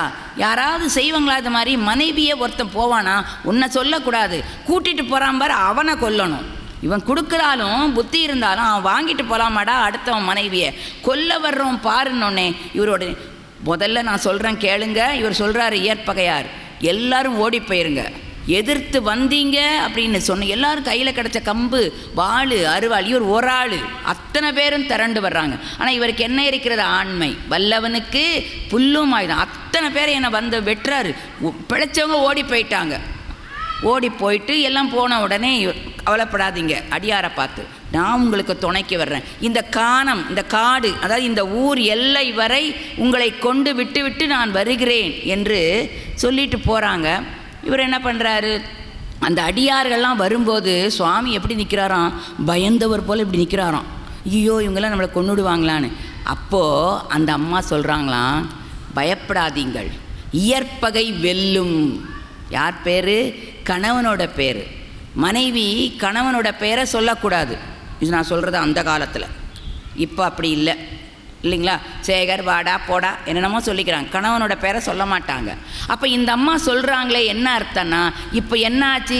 அவருக்கு மனைவி என்ற நிலை மாறி அடியவருக்கு கொடுக்கப்பட்ட உடைமை பொருள். அதனால் கவலைப்படாதீங்க, இயற்பகை வெல்லும். இந்த ஒரு வார்த்தை. அவரெல்லாம் வெட்டி முடிச்சுன்னு போகிறாங்க. போய் அந்த கானம், அந்த ஊர் எல்லாம் தாண்டின உடனே சாமி சொல்கிறாரா, நில். யாரை? இயற்பகை நாயனாரை பார்த்து நில், திரும்பி போ. இது வரைக்கும் உன் பாதுகாப்பு இருந்தது போதும், இனி நான் பார்த்துக்கிறேன், திரும்பி போ. திரும்பி போன்னு சொன்ன உடனே போயிட்டாராம். திரும்பியே பார்க்கலையாம். போகிறான். பொய்க்கடிந்த உள்ளத்திலன் பார்க்கிலன் போனான். இப்போ நாம் யாராவது நம்ம பிள்ளைங்களை அனுப்புனா கூட திரும்பி திரும்பி பார்த்துட்டு வர்றோம்ல. ஏன் போகிறான்? அவருக்கு மனைவி என்கின்ற அந்த நிலை, அந்த பற்று விட்டு விட்டது. பெருமான் அடியவருக்கு அவர் வேண்டியதை கொடுத்தோம் என்ற அந்த நிலை தான் இருந்தனால போனான். போன உடனே தான் இவர் என்ன பண்ணார்? ஆஹா, சுவாமி நினைக்கிறாராம், நாம் போன்னு சொன்னோன்னே போயிட்டானே. உலக பற்றுக்களை இல்லையா, மாடு மனை சுற்றம் அதுக்குள்ளே அழுந்தி கிடக்காமல் பாசக்கடற்குள்ளே இருக்காமல் இருக்கிறானே என்று நினைத்து சாமி கூப்பிடுறாராம். இயற்பகை முனிவா வா, செயற்கரும் செயல் செய்த தீரனே ஓலம் ஓலம் ஓலம். இயற்பகை முனிவா ஓலம், செயற்கரும் செயல் செய்த தீரனே ஓலம், அயற்பிலாதானே ஓலம், அன்பனே ஓலம் ஓலம், ஈண்டு நீ வருவாய் ஓலம். ஓலம்னா ஏலம் நினச்சிடாதீங்க, ஐயோ ஐயோன்னு சொல்லுவோம்ல, அந்த அபயக்குரல் எழுப்புறாராம். என்ன இயற்பகை முனிவா ஓலம். மாலையனும் தேட நின்ற பெருமான் திருமாலாலும் நான்முகலும் ஓலமிட்டு தேடியும் காண கிடைக்காத அந்த பெருமான் இங்கே இருந்து பெருமான் காப்பாத்துன்னு சொல்கிறாராம். என்ன அந்த இடத்துல என்ன சொல்கிறார்? ஈண்டு நீ வருவாய் ஓலம். ஈண்டு நீ வருவாய் என்று சொன்னால் இனி இந்த உலகம் உனக்கு கிடையாது, என் உலகத்துக்கு வரப்போகிற, அதனால் அங்கேருந்து வா. அன்பனே ஓலம் ஓலம். மற்ற இடத்துலலாம் ஓலம்னு ஒரு தடவை போடுவார், இந்த இடத்துல மட்டும் அன்பன் என்கின்ற இடத்திலே ஓலம். ஏன் என்று சொன்னால் பெருமான் எதற்கு அடங்குவார்? அன்பெனும் பிடியுள் அகப்படும் மலையே, பக்தி வலையில் படுவோன் காண்க இல்லையா? அந்த பக்திக்கும் அந்த அன்புக்கும் தான் நீங்கள் எதை வச்சு அவனை கட்டுப்படுத்த முடியாது. ஆனால் அன்பு என்கின்ற ஒன்றினால் அவனை கட்டிவிடலாம் என்பதற்காகத்தான் அன்பனே ஓலம் ஓலம். இந்த செய்தி கேட்ட உடனே அவர் என்ன நினச்சார்? மறுபடியும் பகைவர்கள் வந்துட்டாங்க போல இருக்கு. வந்தேன் இதோ வந்துட்டேன். யாராவது வந்துட்டாங்களா அவங்கள கொல்றது? இதோ வந்தேன் வேகமாக சொல்கிறாராம். வரலை, வந்துட்டேன் நம்மளே சொல்லணும், வந்துட்டேன் நான் வேகமாக வந்தேன்னு இயற்பகை ஓடி வந்து பார்க்குறாரு. அம்மா மட்டும்தான் இருக்கிறாங்க, அடியாரை காணலை. பார்த்தா மேலே ஒரு ஜோதி தெரிகிறது. அங்கே என்ன சொல்கிறார் பெருமான்? ரிஷப வாகனத்திலே காட்சி கொடுத்து அளப்பரும் செயற்கரும் செயல் செய்த தீரனே. இந்த செயல் யாராலும் செய்ய முடியாது இல்லையா? மனைவியை கேட்டால் இந்த நிலையில் நாம் என்ன தான் அடியாராக இருந்தாலும் வந்திருக்கிறது சிவபெருமான் நமக்கு தெரியாது. சிவபெருமானே வந்து கேட்டாலும் பித்து பிடிச்சிருந்தான்னு சொல்லுவோம். ஆனால் அந்த உலகியலுக்கு பகையாக இருந்ததனால அவருக்கு இயல்பகை. நீ உன் மனைவியோடும் என்னுடைய கைலாய லோகத்திலே வந்து என்னோடு அமர்ந்திருப்பாய் என்று அங்கே காட்சி கொடுத்து பெருமான் மறைந்து அருளினார் என்பதாக நமக்கு சேக்கிழார் பதிவு செய்கிறார். நான் இல்லையே எண்ணாத இயற்பகைக்கும் அடியேன். அடுத்ததாக இளையாந்தன் குடிமாறன் அடியார்க்கும் அடியேன். இப்போ இந்த இளையான்குடி என்பது அது ஆராய்ச்சியில் இந்த ராமநாதபுரத்திலையும் ஒரு இளையான்குடி இருக்கிறது, பரமக்குடி பக்கத்திலேயும் ஒரு இளையான்குடி இருக்கிறது. அந்த பரமக்குடி பக்கத்திலே இந்த இளையான்குடி என்ற ஊரிலே பார்த்தீர்கள் என்று சொன்னால் அவங்க வீடுகளுக்கு பின்னால் இருக்கின்ற புன்சை நிலமும் அப்புறம் அங்கே முளைவாரி விட்ட நன்சை நிலம், அந்த அது நாயனார் அங்கு இருந்ததாகவும் அங்கு வாழ்ந்ததாகவும் அங்கிருந்து பயிர்களை பறித்ததாகவும், அதன் பிறகு இதுவரைக்கும் அங்கே எதை போட்டாலும் முளைக்காதான் அந்த ஊர்க்காரங்க சொல்கிறாங்க செய்தி. நாம் போயிருந்தோம், இப்போ தளம் போகும்போது போயிருந்தோம். அப்படிப்பட்ட அந்த அது எதுன்னு ஆராய்ச்சி தெரியல. ஆனால் பரமக்குடி பக்கத்துலேயும் ஒன்று இருக்குது, ராமநாதபுரம் பக்கத்துலேயும் இளையான்குடி இருக்கிறது என்று நமக்கு ஆராய்ச்சியாளர்கள் சொல்லுகிறார்கள். அந்த இளையான்குடியிலே இளையான்குடி மாறன் என்பது அவருடைய பெயராக சேக்கிழார் நமக்கு பதிவு செய்கிறார். அவரோட தொண்டு என்னன்னா, ஆரம் என்பு புனைந்தவ அடியார் யாவரே ஆயினும் நேர வந்தவர். அவர்கள் வந்தாலே செங்கை குவித்து அவர்களுக்கு ஈர மென்பதம் செவிப்புலம் நீக்கி நல்ல வார்த்தை சொல்லி அவர்களை உள்ள அழைச்சிட்டு வந்து கொண்டு வந்து மனை புகுந்து குலாவு பாதம் விளக்கியே மண்டு காதலின் ஆதனத்திடை வைத்து அர்ச்சனை செய்த பின் உண்டி 4 விதத்தில் 6 சுவை திறத்தினில் ஒப்பிலா அண்டர் நாயகர் தொண்டர் இச்சையில் அமுது செய்ய அளித்தார். என்னங்க ஒன்றுமே புரியல, ஒன்றுமே இல்லை. வர்றவங்க யார் அடியார்களை வரவழைத்து அவர்களுக்கு நல்ல பாதா பூஜையெல்லாம் செஞ்சு வீட்டில் உட்கார்ந்து அவர்களுக்கு அன்னம் பாலிப்பு சாப்பாடு போடுவாராம். அந்த சாப்பாடு எப்படின்னா 6 சுவை தெரியும் உங்களுக்கு, இனிப்பு புளிப்பு கைப்பு கார்ப்பு. 4 அது என்ன 4? உண்ணல் தின்னல் பருகல் நக்கல். நக்கலாக பேசுகிறேன்ல, சாப்பாட்டில் வைக்கிறோம்ல, உண்ணல் சாப்பாடெல்லாம் தின்றது, அப்பளத்தை தெல்ல கடித்து திங்கிறோம்ல, சொல்லு எப்படி போடுறாங்க பாருங்கள். பருகுதல் பாயாசம் குடிக்கிறோம்ல, நக்குதல் ஊறுகாதெல்லாம் என்ன செய்கிறோம் தொட்டு சாப்பிட்றோம்ல. இந்த 4 அப்போ எப்படி 6 சுவை 4 வகையான உணவு தினந்தோறும் அடியார்களுக்கு அன்னம் பாலிப்பு செய்கிறவர் அந்த இளையான்குடி மாறநாயனார். இது எப்படி மிகப்பெரிய செல்வந்தராக இருந்து நாள்தோறும் சாப்பாடு போடுறார். பெருமான் நினைக்கிறாரு, அவர் நினச்சாதானே எல்லாம் முடியும். உடனே என்ன பண்ண, செல்வமெல்லாம் வருந்தி குபேரன் அளவுக்கு இருந்த செல்வம் எல்லா செல்வமும் போயிடுத்து. அந்த நிலையிலும் கூட மல்லல் செல்வமாகிய நீடிய அல்லல் நல்குறவான போதும் கூட அடியார்களுக்கு சாப்பாடு போடும். எப்படி போடுவாராம்? வீட்டில் இருக்க பண்ட பாத்திரத்தை விற்று பக்கத்தில் கடன் வாங்கி இப்படி கொஞ்சம் கொஞ்சமாக வாங்கி சாப்பாடு போடுறார், அடியவர்களுக்கு போடுறார். ஒரு நாள் அவங்களுக்கே சாப்பிட ஒன்றுமில்லை, 2 நிறைய நாள் பட்னி கிடக்கிறாங்க. நல்ல மழை, இப்போ வந்ததே ஒரு மழை வெள்ளம், அது மாதிரி மழை இருட்டு. இப்போது அடியார் பெருமான் அடியாராக வர்றார். அங்கே இயற்பகை நாயனாருக்கு எப்படி வந்தார்? தூர்த்த வேடம் நல்ல மைனர் மாதிரி வந்தார்னு சொன்னேன். இங்கே எப்படி வர்றாருன்னா சிவயோகியாக, நல்ல பசிச்சு ரொம்ப நாள் பட்னியாக கிடந்த மாதிரி பட்னியில் வாடின மாதிரி ஒரு தண்டை ஊண்டிக்கிட்டு அப்படியே சிவயோகி வர்ற மாதிரி. எப்போ வர்றாரு? இவங்களுக்கு சாப்பிடவே இல்லை, நல்ல மழை, இருட்டிட்டு ரொம்ப நேரம் ஆயிடுச்சு, கதவெல்லாம் அடைச்சிட்டாங்க. ஒரு விருந்துக்கு போகிறவர் இப்படியா போவாங்க, கதவெல்லாம் அடைச்சதுக்கப்புறம் அது போடுறாரு. இல்லமெல்லாம் அடைத்த பின் அடியார் அங்கே வருகிறார், வந்து கதவை தட்டுறார். யோசிச்சு பாருங்க, நாமளாக தான் என்ன, எவன்டா இந்த நேரத்தில் கதவை தட்டுறதே, இப்போ காலில் வர சொல்லு. உடனே இளையான் கதவை திறந்து பார்க்குறாரு, ஒரு மழையில் நனைஞ்சு வர்றாராம்.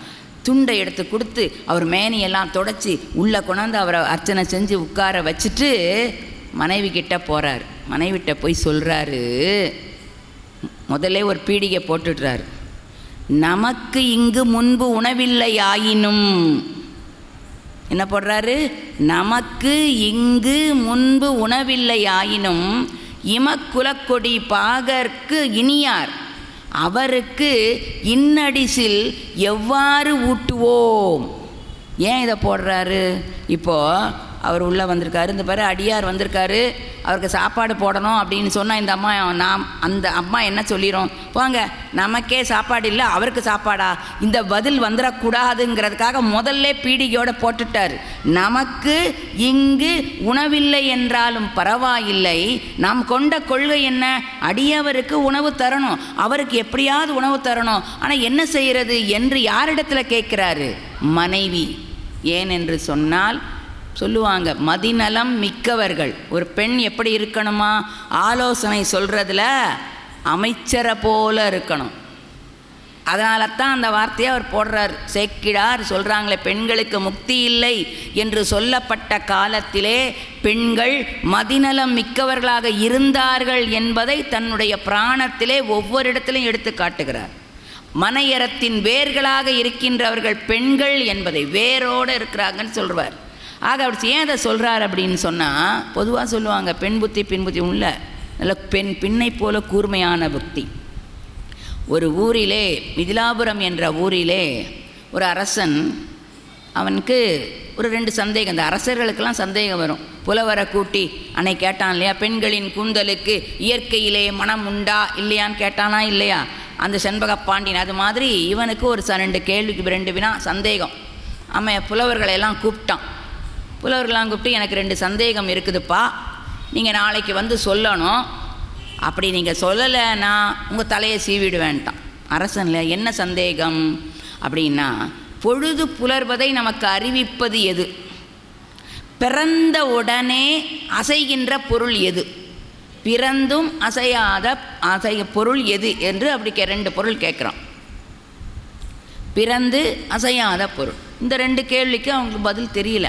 உடனே அவங்கெல்லாம் என்ன பண்ணாங்க, புலவர்கள்லாம், ஏன் நமக்கு பதில் தெரியலனா பரவாயில்ல, புலவர்களுக்குள்ள தலைமைன்னு ஒருத்தர் இருப்பான்ல, தலைமை புல, அவர்கிட்ட சொல்லுவோம். அவர்கிட்ட போய் சொல்லும். இந்த மாதிரி மன்னர் 2 கேள்வி கேட்குறான். பொழுது புலர்வதை அறிவிப்பது எது? பிறந்தவுடனே அசையாத பொருள் என்பது எது? பிறந்த உடனே அசையாமல் இருக்கணும். அந்த பொருள் எதுன்னு கேட்டிருக்கான். நீ நாளைக்கு வந்து பதில் சொல்லணும், இல்லைன்னா உன் தலை போயிடும். இவன் வீட்டுக்கு வந்து யோசிச்சு பார்க்குறாரு. பதில் சரி. மறுநாள் காலையாச்சு. அரசன் சபை, புலவர்கள் சபையெல்லாம் கூடியது. அரசன் கேட்கிறான், நான் சொன்ன வினாக்களுக்கு உங்களுக்கு விடை தெரிந்ததா? அப்போ அவர் தலைமை புலவர், அப்பா மன்னா எனக்கு தெரியலை. அப்படியா? இவனை கொண்டு போய் சிரச்சேதம் பண்ணுங்க. பொறுப்பாப்பா, இதுக்கு பதில் தெரியாமல் இவன்லாம் என்ன தலைமை புலவன், நல்ல புலவன், இதில் கொண்டு தலை சேதம். இவனுடைய மனைவி என்ன பண்ண, அப்போ தான் அம்மா வீட்டுக்கு போயிருந்தா. அவளுக்கு இந்த செய்தி தெரிகிறது, உன்னுடைய கணவனுக்கு சிரச்சேதம் பண்ண போகிறாங்கன்னு. அங்கேருந்து ஓடி வர்றா. மன்னன்கிட்ட காலில் விழுந்து அழறா, மன்னா எங்களுக்கு இப்பொழுதுதான் திருமணம் நடந்திருக்குது, இந்த தண்டனையை மாற்று. அதெல்லாம் மாற்ற முடியாது, கொடுத்த தண்டனை கொடுத்தது தான். அந்த வினாக்களுக்கு அவருக்கு விட தெரில. அவர் என்ன தலைமை புலவர்?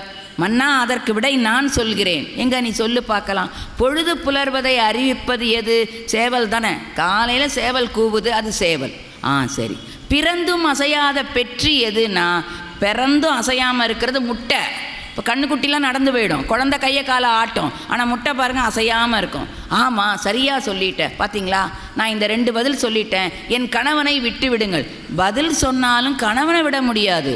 கொடுத்த தண்டனை கொடுத்ததான். வேணா உனக்கு ஒரு சலுகை தர்றேன். என்ன சலுகை தெரியுமா? உன் கணவன் எப்படி சாக வேண்டும் நீ யோசிச்சுக்கோ. ஒன்று கைத்தில் தூக்கில் போடணுமா, அல்லது வாளால் வெட்டணுமா, அல்லது மூட்டைப்பூச்சி மருந்து சாவணுமா? எப்படி கேட்குறான் பாருங்க. இந்த 3 சாய்ஸ் வேணால் வச்சுக்கோ. இதில் ஏதாவது ஒன்றுனால உன் கணவன் வெட்டுனா வலிக்கும்னு நினச்சேன்னா மருந்தை கொடு, கைத்தில் போனால் பார்த்துக்கோன்னு. உடனே அவள் சொன்னா, மன்னா சாய்ஸ் தானே தர்றீங்க, நான் சொல்கிறேன். என் கணவன் எப்படி சாக வேண்டும் தெரியுமா? வயதாகி கிழவனான பிறகு சாக வேண்டும். இப்போ என்ன செய்ய முடியும்? அரசன் சரின்னு ஒத்துக்கிட்ட தான். ஆமாம், அவன் கேட்டான்ல. அப்போது மதிநலம் மிக்கவர்கள் பெண்கள். அதனால தான் அங்கே போய் கேட்டார். நமக்கு இங்கு உணவில்லை என்று சொன்னாலும் கூட நம்மை நாடி வந்திருக்கின்ற அந்த அடியார் பசி தீர நாம் என்ன செய்யலான்னு சொல்லும்போது அந்த அம்மா சொல்கிறாங்க, மற்றொன்றும் காணேன், என்ன செய்கிறதுன்னு எனக்கு தெரியல.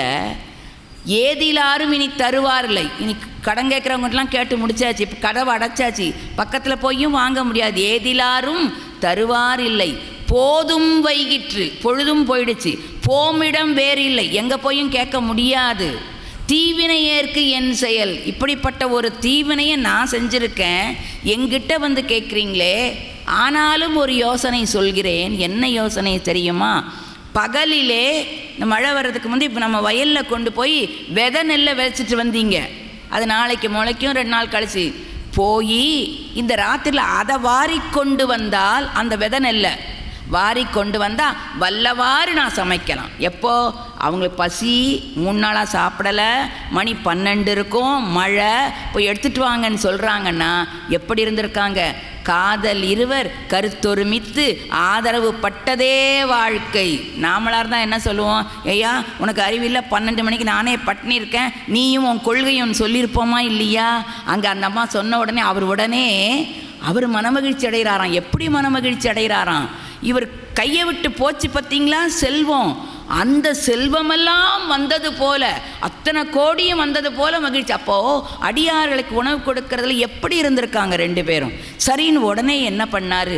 அந்த கூடையை எடுத்து தலைமையில் கவுத்துட்டு, ராத்திரி ஆயிடுச்சு, போக முடியாது, ஆனாலும் காலால் தடவிட்டு, ஏன்னா குண்டும் குழியுமா இருக்கும், பழகின பாதைங்கிறதுனால காலால் தடவி மெதுவாக போய் அது எப்படி இருக்கும்? மழை வேற வந்திருக்கு, விதை நெல் எப்படி இருக்கோ அது அப்படியே மிதந்துருக்கா, அந்த மேலே அப்படியே சேரோட வாரி அந்த கூடையில் போட்டு தலைமையில் வச்சுக்கிட்டு கொண்டு வராரு. இந்த அம்மா வாசல்லே நிற்கிறாங்களாம். அவர் எப்போ கொண்டு வர உடனே வாங்கணும்னு வாசலில் நின்று அந்த கூடையை வாங்கி அதை அலசணும்ல, சேரெல்லாம், அந்த அலசுறதை எப்படி போடுறாரு? சிந்தையிலே விருப்போடு. சே கொடுத்துட்டாரே, இது நம்ம கழுவி வைக்க வேண்டியது இருக்கே, 12 மணி சோறு பொங்க வேண்டியது இருக்கே, அப்படிலாம் இல்லை. சிந்தையிலே விருப்போடு, கணவனாரினுடைய கொள்கைக்கு சிந்தையில் விருப்போடு அந்த நீரெல்லாம் அலசி முடிச்சுட்டு அதுக்கப்புறம் வர்றாங்க. அப்போ தான் தெரியுது, வெந்தழல் அடுப்பு மூட்ட விறகில்லை. அடுப்பு எரிக்கிறதுக்கு விறகில்லை, ஏன்னா அவ்வளவு கஷ்டம். உடனே அவர்கிட்ட சொல்கிறாங்க, அடுப்பு மூட்ட விறகில்லைன்னொன்னே மேலோர் அவர் என்ன பண்ணாராம்? அப்படியா, வீட்டில் அந்தமில் மனை வீட்டு அலகை அறுத்தெறிந்தார். கூரை இருக்கும்ல, இப்போ தான் நம்ம சென்டிங் போட்டு, அப்போ இந்த மாதிரி கூரையெல்லாம் வச்சு ஓலையால் செஞ்சுருப்பாங்கல்ல, அந்த அந்த கூரை வேஞ்சிருக்கும், அது நீட்டிக்கிட்டு இருக்க கொம்பு அதையெல்லாம் அடித்து கொடுத்து இதை விறக மூட்டு. அதுக்கு என்ன போடுறார் சேக்கிழார்? அந்தமில் மனை.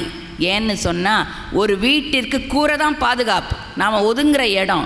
இவர் அதையே அறுத்தெறிஞ்சிட்டார்னா இவருக்கு இந்த வீடு அல்ல, அந்த வீடு காத்திருக்கிறது, அந்த வீட்டுக்கு தருவதற்கு இந்த வீடு உதவியாக இருந்தது என்பதனால அந்தமில் மனை என்று அங்கு பதிவு செய்கிறார். உடனே அந்த அம்மா வாங்கி அடுப்பெரிச்சு அதை நல்லா குத்தணும், வறுக்கணும்ல, நெல்லை வறுத்து எத்தனை குத்தி நல்லா ஒலை வச்சு இப்போ சோறு பொங்கியாச்சு. இன்னடிசில், அற்புதமான அந்த இன்னடிசில் ஆக்கியாச்சு. சைட் டிஷ் சொல்கிறோம்ல, சைட் டிஷ், கறிக்கு என் செய்கோம், சாப்பாடு வச்சாச்சு, சோறு பொங்கியாச்சு. அவருக்கு வெறும் சோறை கொடுக்க முடியாதுல்ல, கறிக்கு என் செய்வோம்னு சொன்ன உடனே இவர் ஐயோ அடியார் பசிச்சுட்டு இருப்பாரேன்னா அவசரத்தில், ஒன்றும் பயப்படாத, நம்ம வீட்டு கொல்லையில் பின்னால் கீரை விதைச்சிருக்கேன், அதை போய் எடுத்துகிட்டு வரேன்னு போய் அந்த கீரை எப்படியா குழி நிரம்பாத, அந்த கீரை பார்த்தீங்கன்னா கொஞ்சம் மேலே வந்தால் தான் பறிக்க முடியும், அந்த குழி வந்திருக்கணும், இது குழிக்கே வரல, அப்போ தான் நட்டிருக்காரு. அதை அப்படியே பறிச்சுட்டு வர்றாராம். பறிக்கிறது எப்படி பறிப்பாராம்? பாச பழிமுதல் பறிப்பார் போல, எப்படி அந்த கீரையை வேரோடு பறிகிறாரோ, இதுவரை பிறவிச்சூழலில் இருந்த அந்த பாசங்களையெல்லாம் அறுத்தேன்னா இவருக்கு முக்தி கிடைக்க போகுது, அத்தனையும் அறுக்கிறது போல் அதை எடுத்துட்டு வந்து அம்மா கையில் கொடுக்குறாராம். அந்த அம்மா அதை தண்டு வேற இலை வேற எல்லாம் பார்த்து நல்ல வகை வகையாக கை பக்குவத்தினால, என்ன பக்குவம்? தண்டு கூட்டு, இலை கொத்திக்கீரை, புளிக்கறி இதெல்லாம் வச்சு செஞ்சாச்சு. எல்லாம் செஞ்சு முடிச்சுட்டு வாங்க நம்ம காலம் தாழ்ந்துட்டு அடியவர் பசித்திருப்பார், 2 பேரும் போய் அவரை எழுப்புவோன்னு உணர்வுக்கு எட்டாத ஒருவரை, பெருமானினுடைய கருணையை நாம் என்ன செய்ய முடியாது, அவரவர் உணரத்தான் முடியும், சொல்ல முடியாது. இப்போது நான் அல்வா இனிப்புங்கிறத இங்கேருந்து சொல்கிறேன்னு வச்சுக்கோங்க, நீங்கள் சாப்பிட்டு பார்த்தாலும் அந்த உணர்வு தெரியும். அப்போ உணர்வுக்கு எட்டாத அவன் வாக்குக்கோ மனதிற்கோ எட்ட மாட்டான், உணர்வுக்கு தான் எட்டுவான். அதான் சொல்லிய பாட்டின் பொருள் உணர்ந்து சொல்லுவார்னு சொன்னார். உணர்தல் வேறு, அறிதல் வேறு, 2 வேறுபட்டது. உணர்கின்ற பொழுது அறிவு வேலை செய்யாது, அறிஞ்சால் ஆராய்ச்சி பண்ணிகிட்டே இருந்தீங்கன்னா வராது. இல்லையா? அப்போ அந்த உணர்ந்து என்ன, அந்த உணர்வுக்கு எட்டாத ஒருவனை அங்கே போய் எழுப்ப போகிறாங்க. அப்பா சாமி சாப்பிட வாங்கன்னு பார்த்தா அங்கே போய் பார்த்தா அவரை காணோம். திகைச்சு போயிட்டாங்க. ஐயோ என்ன தைக்கிறாங்க, நம்ம சாப்பிட்றதுக்காக வந்த அடியவரை காணலையே, எங்கே தேடிட்டோன்னு. இப்போ மேலே அங்கே ஒரு ஜோதி தெரிகிறது. அந்த ஜோதியில் பெருமான் சொல்லுகிறார், அன்பனே அன்பர் பூசை அளித்த நீ அணங்கினோடும் என் உலகம் எய்தி இருநிதி கிழவன் முன்பெரும் நிதியம் ஏந்தி உன்மொழி ஏவல் கேட்ப நீ இங்கு இனிது அமர்ந்திருப்பாய். என்ன சொல்கிறாரு? நீ அங்கே வா, நீ அன்பர்களுக்கெல்லாம் அடியார்களுக்கெல்லாம் உணவு கொடுத்து அவர்களுக்கு அன்னம்பாலிப்பு செய்த நீ என்னுடைய உலகத்திலே அங்கே நீ எப்படி இருப்ப தெரியுமா? இருநிதி கிழவன். அது யாருன்னா குபேரன். இன்றைக்கி ஒரு ட்ரெண்ட் பரவிருக்கு, எல்லார் வீட்லேயும் என்ன பூஜை செய்கிறோம்? குபேர பூஜை. அங்கே யார்? அந்த குபேரனுக்கு தந்ததை ஆணையிட்டதே சிவபெருமான் தான். அவரை வணங்கினா இவரை வணங்கும்னு எனக்கு தெரியாது, குபேர பூஜையை வச்சு வணங்கிட்டு இருக்கிறோம். அந்த குபேரனே உனக்கு செல்வத்தை கையில் ஏந்தி உன்மொழி ஏவல் நீ என்ன சொல்கிறையோ அதை கேட்பான், அங்கே நீ இன்பம் ஆர்ந்திருக்கலாம் என்று அங்கே நமக்கு பதிவு செய்கிறார். அந்த இயற்பகை நாயனாரையும் இளையான்குடி மாறநாயனாரையும் என்ற அளவிலே சொல்லி பெருமானின் திருவருளாலும் குருவருளாலும், ஏனென்று சொன்னால் எனக்கு அட்டவணையிலே ஒரு நாளைக்கு 2 நாயன்மார்கள், சில சமயங்களில் 3 நாயன்மார்களை அங்கே குறிப்பிடுகிறார்கள் என்ற அளவிலே சொல்லி, இன்றைக்கு என்ன இவ்வளோ சீக்கிரம் முடிச்சிட்டீங்கன்னு கேட்காதீங்க. அடியேனுக்கு கொஞ்சம் உடல் நலம், அதனால் கொஞ்சம் களைப்பின் மிகுதியினால் இத்தோடு முடித்துக் கொள்கிறேன். பெருமானின் திருவருளுக்கும் குருவருளுக்கும் நன்றி சொல்லி அடியேன் விடைபெறுகிறேன் என்று சொல்லி விடைபெறுகிறேன். நன்றி, வணக்கம். திருச்சிற்றம்பலம். உங்கள் இதயங்களின் எண்ணமாய், உங்கள் பதிவுகளின் வண்ணமாய் தாமிரா வெப் டிவி. உங்கள் பதிவு நிரந்தர பதிவு.